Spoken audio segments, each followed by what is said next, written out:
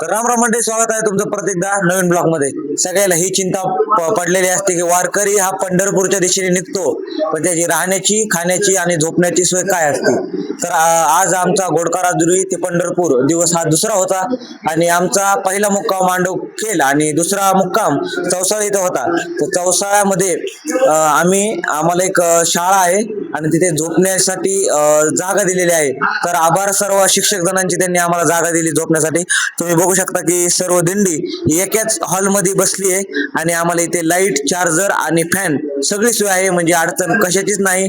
मांडवखेल मध्ये फक्त आम्ही जिथे जागा मिळेल तिथं झोपलो, कारण की ते खेडेगाव होतं आणि खेडेगावची परिस्थिती हे आपल्यालाही माहिती।